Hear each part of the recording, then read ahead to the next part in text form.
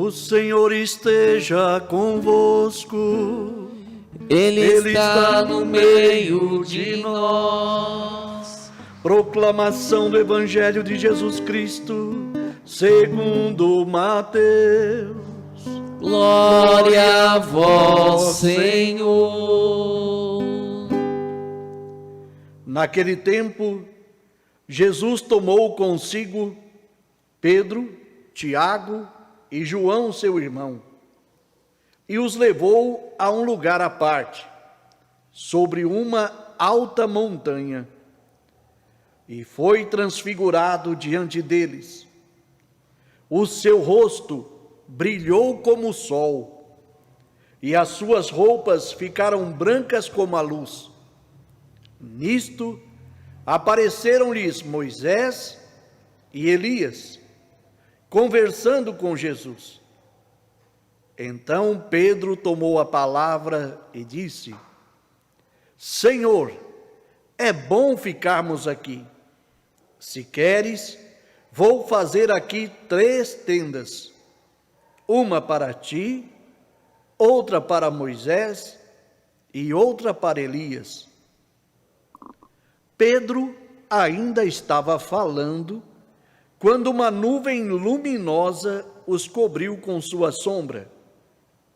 E da nuvem uma voz dizia: Este é o meu Filho amado, no qual eu pus todo o meu agrado.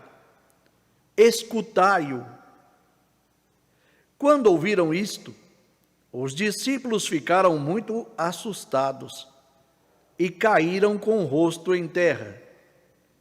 Jesus se aproximou, tocou neles e disse: Levantai-vos e não tenhais medo. Os discípulos ergueram os olhos e não viram mais ninguém, a não ser somente Jesus.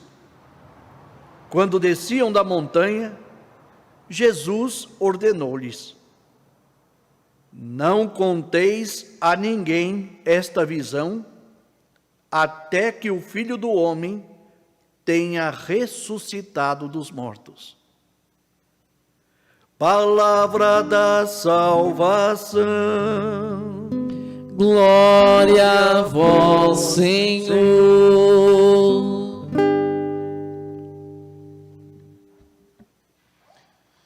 Queridos irmãos e irmãs, hoje nós rezamos a festa da transfiguração do Senhor, festa essa que nos ajuda a reconhecer essa certeza do Cristo ressuscitado, a alegria do Cristo ressuscitado.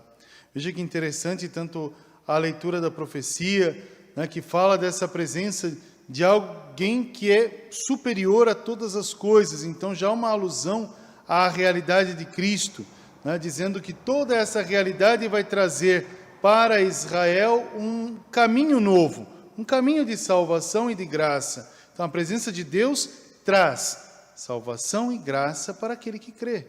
Então já é um caminho importante a ser trilhado, né? Então como é que eu vou viver esse caminho? Escutando a palavra de Deus. Hoje as leituras evocam bastante esta palavrinha, escutar, né? É importante escutar. Na vida, a gente fala demais. Na vida, a gente proclama demais. E muitas das vezes, a gente esquece de escutar. Escutar alguém que está ao lado, escutar alguém que vai falar ao coração, que é o próprio Deus. A gente não escuta. Ou se começamos a escutar, na primeira oportunidade falamos. A gente começa a querer escutar. Mas se der uma brecha, a gente fala, opa, deixa eu falar uma coisinha aqui, volto a escutar novamente. Não, hoje o Senhor nos convida verdadeiramente a escutar. Veja que interessante o texto da transfiguração. Aqui nós estamos subindo o Tabor, né? Aqui eles subiram o Tabor. O Tabor é uma montanha cheia de pedras, né? Pedras soltas. Tem pedras soltas, tem árvores, é um lugar difícil de subir. Hoje se torna fácil, né? Os monges beneditinos tinham o seu mosteiro lá no alto. É interessante o fato de estar ali no Tabor, porque o Tabor é uma montanha diante de uma realidade plana, Só tem ele lá perdido no tempo, depois você vai ver lá na frente, tem outro monte. Mas ali está, o monte de Deus, o Tabor. Jesus convida os discípulos para subir o monte. Quer dizer, convida os discípulos para entrar na casa do Eterno. Esse é o primeiro fato. Não chama todos, mas elenca 3. Para entrar na casa do Eterno. Vai revelar essa realidade a Pedro, a Tiago e a João. Para poder entrar na casa do Eterno, preciso vencer as dificuldades do tempo, as intempéries do tempo, e não desistir. Às vezes nós olhamos para o desafio, ou olhamos para a promessa de Deus na nossa vida, e desistimos. Falamos, isso aqui não é para mim, está muito pesado. Não, vou procurar outra coisa mais leve. Não, ele chama, né? Se a gente olhar muito bem, os discípulos seguiram Jesus, porque Jesus não desistiu da subida. Talvez os 3 poderiam dizer, está cansativo, está perigoso, vamos voltar. Mas não, olhando a Jesus, eles falaram, vamos seguir o Mestre, ele sabe o caminho. A mesma coisa para a gente hoje. Às vezes na vida a gente se perde. Olha para o Mestre, ele está à tua frente, caminha, não tenha medo, não tenha medo. Depois, o fato de estar lá no monte, Jesus se desloca um pouquinho mais para rezar. Os discípulos, ele fala, fica aí aqui. Ele vai um pouquinho mais à frente.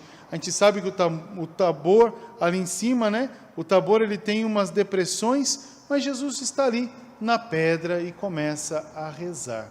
Os discípulos, por sua vez, o que fazem? A mesma coisa que a gente. Se alguém reza, a gente dorme. Por isso que a gente fala muito para as pessoas, reza por mim, né? Mas você mesmo não reza, né? Reza, se coloque em oração, é importante isso. Às vezes na vida a gente pede para muita gente rezar para a gente, mas a gente mesmo esquece de rezar, esquece também de subir o monte, porque é mais fácil eu pedir para o outro subir o monte para mim, é mais fácil eu pedir para o outro fazer a oração para mim. Os discípulos fizeram isso, enquanto Jesus foi rezar, o que eles fizeram? Dormiram. E a gente também, às vezes, dorme na ação. Jesus se deixa transfigurar. Aqui é uma das expressões muito grande da ação de Cristo. Nós observamos que no batismo, no início da missão, né, o próprio mistério de Deus, a Trindade, se faz presente.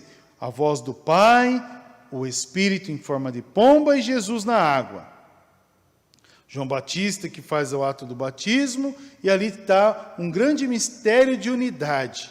Agora Jesus, subindo ao monte, se deixa transfigurar. É a primeira vez que os apóstolos vão ver Jesus transfigurado, translúcido, além da luz. Quer dizer, Jesus na eternidade. Então Jesus se revela para os discípulos, para os 3, numa realidade de eterno, já dá a eles a revelação da ressurreição. Por isso que no final do texto ele vai falar, não conta para ninguém isso, deixa as coisas acontecer, depois vocês vão ver que tudo isso é verdade. Mas Jesus dá essa oportunidade aos discípulos de vê-lo transfigurado, e ali a conversa, né? Ali tem a conversa com Moisés e Elias. Jesus está com Moisés e Elias para dizer que não está com gente morta, mas está com vivo. Então a eternidade é local dos vivos e não dos mortos. O eterno é a casa dos vivos. Os vivos que alcançam essa plenitude em Deus e que não ficam presos na própria realidade de sua morte, mas que reaviva, né? Tem vida nova. Então aquele que tem vida nova está pleno da luz, está pleno da graça, é transfigurado, translúcido, revelado. Então essa é a ação de Jesus para os discípulos. Por isso que Pedro, praticamente a aparência primeiro, que Pedro é o mais corajoso, mas talvez o medo faz a gente falar muito, né? O medo faz a gente abrir a boca mais que na frente de todo mundo. Que bom estarmos aqui. Aparentemente, Pedro tem uma voz medrosa. Mestre, que bom estarmos aqui. Depois vem o consentimento. Vamos construir 3 tendas. Engraçado que Pedro não fala, vou construir uma tenda para mim, uma tenda para Tiago, uma tenda para João. Ele fala, vamos construir 3 tendas. Uma para ti, uma para Moisés e uma para Elias. Toda a lei e toda a profecia reunida em Jesus Cristo. Agora manifestada, realizada em Jesus Cristo. E eles não vão ficar na tenda? Quando a gente faz uma experiência com Jesus, a gente não tem vontade de ir embora, né? Porque a própria tenda de Deus é a nossa casa. Então eu não preciso fazer uma tenda para mim. É bom estarmos aqui. E o fato de construir a tenda é entrar nessa Shekinah, entrar na casa de Deus. E ali ele coloca as 3 tendas exatamente para mostrar que todo aquele mistério é o mistério de Deus revelado, na lei e na profecia. Depois ele, olhando para toda essa ação, vem a nuvem, que desce e que paira sobre a montanha sagrada. A nuvem expressa o eterno. Entraram na grande Shekinah, e a voz de Deus que fala. Agora é a segunda vez que Deus vai falar dentro do Novo Testamento, do Filho para os discípulos. Este é o meu Filho amado, escutai-o. Um convite importante para entrar na escuta de Deus, que fala através da palavra. Por isso eu digo para ti, para vocês, digo também a vocês, meus irmãos, hoje nós recebemos essa palavra de vida.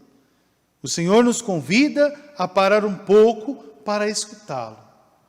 O cotidiano do hoje nos impede de parar para escutá-lo. Felizes somos nós que hoje podemos parar, não para descansar somente, mas descansar em Deus, escutá-lo. Quase que aquela voz de um pai amoroso que diz: filho, senta, preciso falar-te. O que Deus vai falar ao nosso coração? Coisas que somente Ele quer dizer ao nosso coração. Acalmar a alma, tranquilizar o espírito, dar bom caminho. São coisas de Deus. Se nós escutarmos o Senhor, seguirmos os passos de Jesus, seremos salvos. Agora, se eu quiser seguir Jesus ao meu modo, caminhando pelos meus passos somente, eu não vou muito longe, eu me perco no caminho. Então, se deixe escutar, a alegria de se deixar escutar, mas não só com os ouvidos, escutar com o coração, como diz o texto, se deixar escutar com o coração.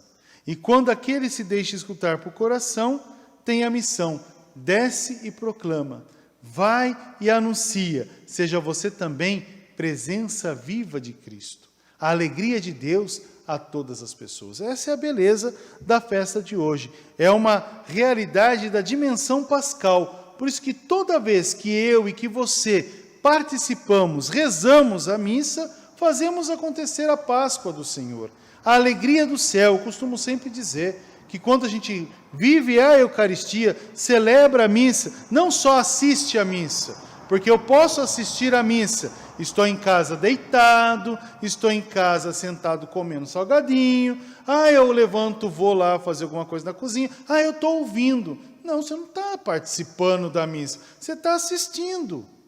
Agora, participar da missa é você entrar no mistério, esquecer todas as coisas, são importantes, mas nada vai ser mais importante do que a palavra de Deus revelada.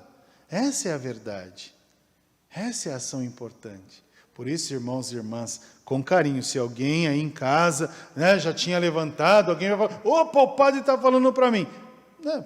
Talvez até estou, mas olha que interessante, eu não te vejo, eu não sei onde você está. Mas Deus sabe, o Espírito sabe. E aquele que participa, que sente, que escuta a palavra de Deus, tem vida. Aquele que quer participar da palavra de Deus, mas fica preso aos seus afazeres, vai encontrar o quê? A palavra ou os seus afazeres? Os seus afazeres. Então o Senhor hoje nos convida a essa palavra de vida. Escutai-o, ama o meu filho, escute o meu filho. Deixe ele falar ao teu coração.